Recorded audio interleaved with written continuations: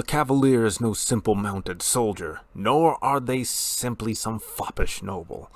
No, they are a joyous marriage between the two, and their feats and exploits upon the battlefield are nothing to be sneered at.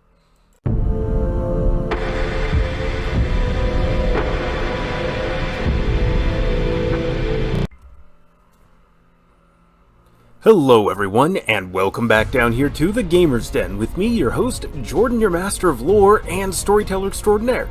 Normally I'd be wearing my night hoodie for this, but after 4 or 5 times trying to record and not quite getting it right, it's just a little bit warm in here in the midst of summer, so I'm going without. But today we are going on with 1st edition Pathfinder Cavalier and going over their skills and the feats we want for this particular build. Now, we have a lot to go over, but before we get into all of that, if you're new here to the channel, go on down there, hit the subscribe button, and become a regular member here at the Gamer's Den. Or, if you've already gone on ahead and listed yourself on such an incredible roster of legendary heroes, then go on down to hit the like button and share the video far and wide. But now, let's talk about your skills, and to start us off, we have Bluff. Now, Bluff works off of your charisma, which is going to be a good stat for us, and this allows you to deceive a target for a short amount of time. All the way around pretty handy and can help get you out of some fairly sticky situations, especially since you make a fairly presentable face character. But then we come up to Climb, which runs off of strength, and many people call this so situational to the point of being useless, but I think it's still at least worth putting 1 point into to get that class bonus on it. It's a stat that we are working on and is going to be good. You put 1 rank into it, and that's going to get you a +3 miscellaneous modifier, so all the way around you're looking at starting around a +6 to +7 on this skill. That's going to be more than enough to help you with all of the skill checks you might be having to make in the early levels before you have access to means of getting around them. But the next skill is Craft. Working off of intelligence, you're not a craftsman. That's not what we're making here. This is a non-combat support skill that you're not going to be using. Let others shoe your horses and make the gear you wield. This you can skip. But one you do not want to skip is Diplomacy. Again, working off of charisma, this allows you to de-escalate situations, open negotiations, persuade people. This is a great skill for you, and it fits with the fluff and lore surrounding a cavalier. You are a knight, a person of some noble house, minor or middling or even major. You would know how to treat the different guests that you might interact with, or persons of rank and note, with the proper decorum. This will help you do that. The next skill that we have for you is Handle Animal. Again, another one working off of charisma. Class abilities give you a significant bonus to this, and it runs off of a good stat for us. This is what you're using to teach mounts and animal companions different kinds of tricks, and using it for other kinds of checks that you might have to engage in. Not bad at all. Tricks are definitely going to be useful. But then we also have Intimidate. That's another solid skill working off of a good stat, and it's great for a face such as yourself. Depending on your order or the particular build you go with, this could be very easily a blue rated skill, and may actually be for this particular build now that I'm thinking it over again. But then, of course, we move on from there. We go on to the Profession skill, working off of Wisdom. In theory, this is very useful. It's a skill that kind of is a mishmash of all the other skills that kind of crop up around the main skills, like for example, blacksmithing. You need to know how to make sure your forage is stoked properly, make sure that it's built according to specs. Profession allows you to do that. In practice though, for you, this is not so much useful, so skip it. But one you do not want to skip is the Ride skill. Now, it works off of Dex, which we did tank a little bit, but this is used for riding different mounts. This is your bread and butter. Max it out every level. Then we go to the Sense Motive skill, working off of Wisdom. This is how you figure out if someone is lying to you, holding something back, lying by omission, etc. Very handy to have for a lot of different social encounters. This helps to keep you useful outside of combat as well as in. And then lastly, we have the swim skill, another skill that works off of strength, and since it runs off of a stat we are keeping high, take at least a point in this. It's more useful than you might think, although for naval campaigns or campaigns that feature large bodies of water, this is going to be blue. There are still Cavaliers for aquatic campaigns, but swim tends to be less of an issue in those instances, or at least you have significant bonuses. But remember, your choice of order will add in 2 other skills as class skills for you. Things like perception or knowledge arcana are going to be insanely valuable, as noted before, perception is the most rolled skill in the game. But then, of course, that's not all there is to the Cavalier, and that's not all there is to this build today. We are going on to feats. Now, one thing to note with this selection, this assumes that you have selected human as your starting race, and thus you get the bonus feat. If you did not do that, then every single feat on here, you just scroll it back by 1 to the next level where you would get a feat. With that out of the way, let's get this going here. To start us off, we want to take mounted combat. And this is where our human bonus feat is coming in. You need 1 rank in ride to be able to make a ride check against an opponent's attack against your mount to negate it. So let me rephrase that. If an opponent targets your mount and attacks it, you make a ride check. If you beat the attack total, you negate the attack entirely and save your mount some precious hit points. Your other first level feat, and the one that you should take at first level if you're not a human, is combat expertise. It's not as good as mounted combat, not nearly as important, but it is important for getting the most out of our tactician ability. And what combat expertise does for you, aside from feat tax, is it gives you a -1 to attack in exchange for a +1 dodge bonus to your armor class.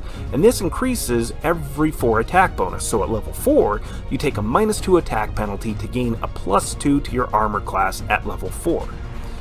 For your first level tactician feat, this is the bonus teamwork feat that you get that you can grant to all of your allies within 30 feet that can see and hear you. That's pack flanking. When next to or sharing a space with your mount and you're threatening a target, you count as flanking.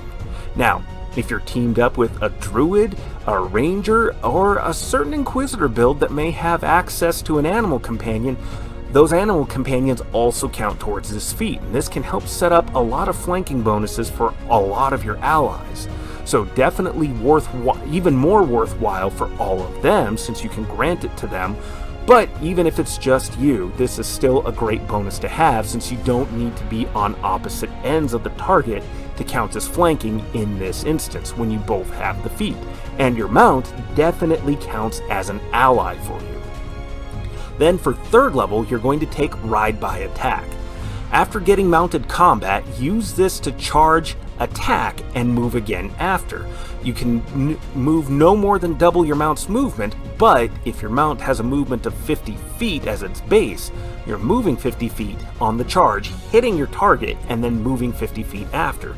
This helps to save you from a lot of retaliation on the next round, or in the next part of the initiative order, as the case may be, where your opponent gets to make a full attack back against you. Now, depending on the layout, you may be moving through more threatened squares, which means you may still take attacks of opportunity, but this is still going to help reduce the amount of damage coming your way.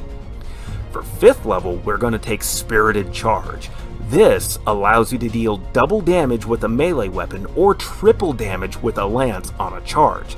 So though you're only making a single attack in a round, this helps to keep your damage output all the way up there through the stratosphere.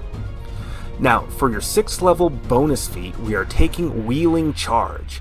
This lets you make a 90-degree turn as part of a mounted charge, as long as each part of the move is 10 feet. Now this helps to alleviate a lot of the issues Cavaliers have, since charging, normally you have to move in a straight line. You have to move in a straight line towards your target. This will allow you to make that 90-degree turn, or up to a 90-degree turn, to hit a target at another angle. It eats up more movement, but generally when you're doing this, you're in a more enclosed, cluttered environment, so this makes charging a much more viable tactic. It doesn't alleviate every issue or burden a Cavalier may face, particularly not a medium-sized Cavalier, but it helps significantly. Then for 7th level, we are going to pick up Chain Challenge.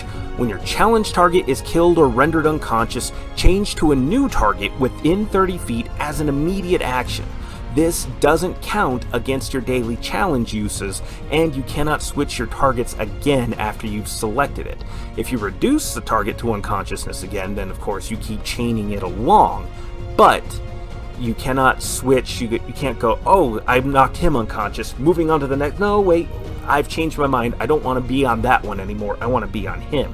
Once you make that choice and you've locked it in, you have to stay there. For 9th level, we are going to pick up Power Attack for a little bit more damage output. You take a -1 attack penalty for a +2 bonus to your damage, or +3 if you're two-handing the weapon. This increases by every 4 attack bonus you have, so at level 4, you take a -2 penalty to attack for +4 to damage, or +6 if you're two-handing a weapon. Combine that with Spirited Charge, especially if you're using a lance and you hit them and you deal triple damage. That's a significant boost right there. That becomes very, very heavy hitting. Now, for 9th level, this is where Tactician improves. The next teamwork feat that we're going to take is Blood for the Empire. You gain a +2 morale bonus on attack and damage against a target damaged by an ally with this feat last round. When an ally with this feat dies within 30 feet of you, you gain the effects of haste for 1 round. Now, you can't exactly stand by and count on or wait for your allies to be dropping in combat. That's not good strategy or tactics. Sure, the haste is a good benefit, and especially if things are going south to where PCs are dying, definitely great to have in a pinch, but there's another combination here that some people may want to look out for, especially if you're teamed up with a druid or a wizard, sorcerer, or a summoner, anybody that's able to summon lots of little critters, because those little critters count as allies for you. They are allied creatures, so you use your improved tactician ability to give all allies within 30 feet of you, including your mount, this feat. So when you're all striking the target, they all gain that +2 morale bonus to attack and damage, and when one of them gets killed, goes poof, those disposable creatures go bye-bye, you gain that haste benefit, and so does your mount, and so do all the other summoned creatures around in that area. So you can see how this stacks in great ways. Absolutely incredible. And don't forget, the effects of haste also include a +1 bonus to attack, an extra attack, and an extra 10 feet of movement, and I believe +1 to AC as well. So this does a lot for you and all those summoned creatures. Then for 11th level, we are going to pick up Furious Focus. When two-handing a weapon, ignore power attack penalties on your first attack. This is significant because we're typically only making 1 attack in a round as on our charge, so ignoring the penalty that's applied will be a huge boon for you. Then for your 12th level bonus feat, we are going to pick up Dreadful Carnage. Whenever you reduce a target to 0 hit points, make an immediate intimidate check to demoralize all enemies within 30 feet that can see or hear you as a free action. It's a great way to get a quick little debuff on a lot of opponents in short order. Definitely worthwhile to have, and again, with Spirited Charge, Power Attack, and all these options that we're stacking together, we have a pretty good chance of demoralizing at least a lot of the chaff units that might be around, who are going to be more susceptible to this. For your 13th level feat, we are picking Mounted Blade. When using Ride by Attack, you can also make an attack against a target adjacent to your original target at a -5 penalty with no benefits of a charge. Now, given the array of bonuses that we are potentially stacking together here with Blood for the Empire, the teamwork feat that lets us count as flanking when we share or are adjacent with our animal companion, we are negating a lot of that -5 penalty, and also we are ignoring the penalties on the first attack for power attack, but Still, we are still cutting down on a lot of issues and making it so that our charge attacks have a better chance of doing more damage. Now, for 15th level, you take Improved Overrun. You no longer provoke attacks of opportunity when you attempt an overrun maneuver and gain a +2 bonus to defense against overrun attempts. Not bad, pretty solid, especially given we're on a mount. This will help us get through enemy lines a bit, but we're mainly taking this so we can unlock a feat for 17th level, and that's Charge Through. On a charge, make an overrun attempt against a target in the way as a free action. On success, complete your charge. On failure, the charge fails. So say there's that enemy caster over there, and they've got a nice healthy line of minions in the way. Minions that you need to get through that otherwise your charge just wouldn't allow you to do so, and Improved Overrun is a separate action for you to take. This lets you combine the two, push through, trample, and run down those poor saps in the way, and make your charge attack against your true target for significant damage, ideally. Now, from there, it kind of boils down to player's choice, because I'm at a bit of a loss as to what to take here for your 17th level and final improvement of your tactician ability, your 18th level bonus feat, or your 19th level regular feat selection. Overall, there's a lot of good options. Toughness comes to mind. Though you've made it this far without the bonus hit points that can provide, you're probably going to be okay without them, but certainly they don't hurt either. And there's plenty of options out there for you to pick and choose from, but overall, this is what you want for a charge-oriented build. But what do you think? Go on down to the comments below and let me know your thoughts. Did you like today's video? Did you like the breakdown of the skills or this overall feat selection? Either way, hit those like or dislike buttons and go down to the comments below and let me know your thoughts so we can engage in discussion.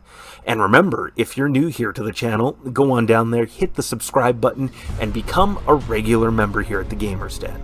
But with all that said, I've been your host, Jordan, your Master of Lore and Storyteller Extraordinaire. Thank you all so very much for your time, and you all have yourselves a good night.